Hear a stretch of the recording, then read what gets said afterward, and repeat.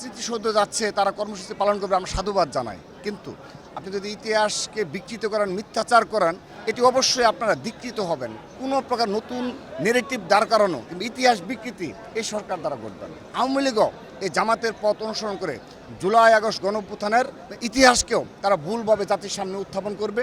মুক্তিযুদ্ধে অংশগ্রহণকারী সকল বীর শহীদদের প্রতি শ্রদ্ধা নিবেদন করেছে বাংলাদেশ জাতীয়তাবাদী ছাত্রদল এবং তাদের স্মৃতির প্রতি গভীর শ্রদ্ধা।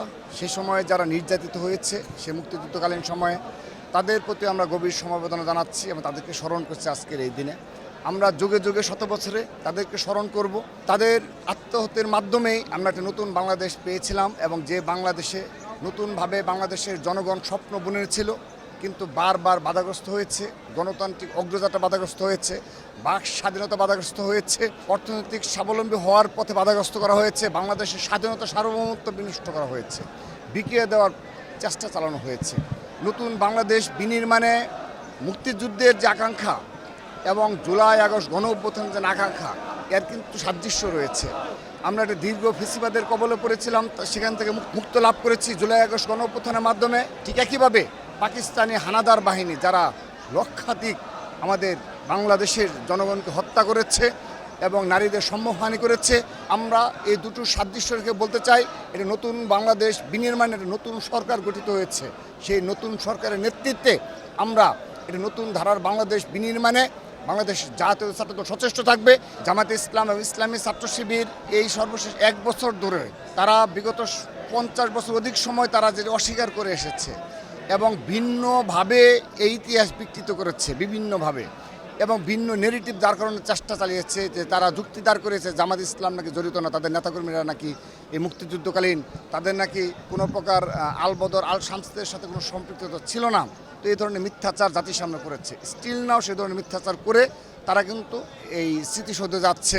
তো আমরা স্মৃতিসৌধে যাচ্ছে, তারা কর্মসূচি পালন করবে, আমরা সাধুবাদ জানাই। কিন্তু আপনি যদি ইতিহাসকে বিকৃত করেন, মিথ্যাচার করেন, এটি অবশ্যই আপনারা ধিকৃত হবেন।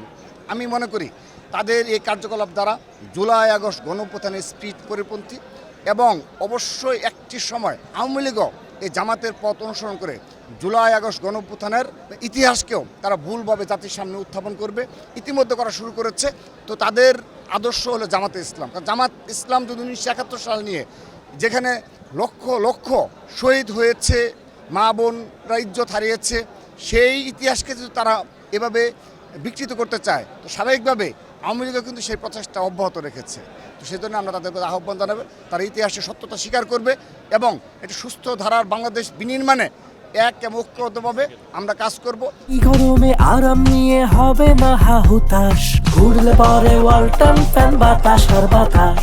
যৌক্তিকভাবে সমালোচনা তুলে ধরবো, কিন্তু অযৌক্তিকভাবে মব ক্রিয়েট করা, বাংলাদেশের স্বাধীনতা সার্বভৌমত্ব বিনষ্ট করা এবং বাংলাদেশের স্থিতিশীলতা বিনষ্ট করা কোনো কার্যকলাপে তারা অংশগ্রহণ করবে না। মোটামুটি নিশ্চয়তা দিচ্ছি, কোনো প্রকার নতুন নেগেটিভ দাঁড় করানো কিন্তু ইতিহাস বিকৃতি এই সরকার দ্বারা